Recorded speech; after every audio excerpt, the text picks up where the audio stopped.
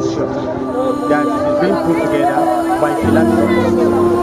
Is a person that is that owns the charity, that is Jalfar Charity Foundation. He based in Abuja. We want to tell you thank you very much. For people are happy to be associated with you.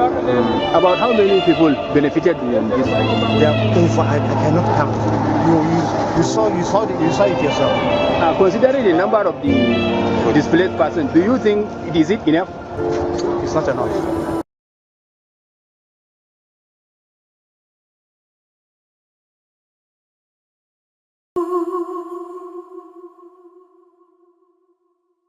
It's not enough. What will you say about this? Purchasing the Jalfar Charity Foundation, to be sincere, we are very much approached for the, very much happy pertaining the displaced person.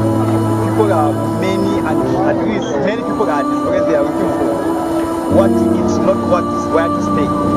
So, to be sincere, the IDPs, they are very happy for the consideration as they consider them as a human, there is a humanity pertaining the justice. You have seen how the exercise went on. What is your take?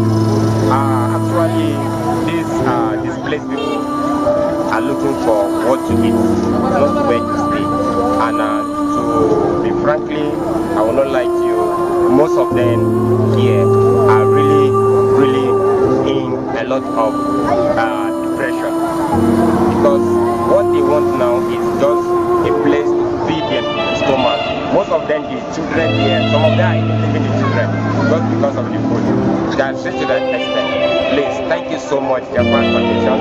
You did a bit, and we need more effort again.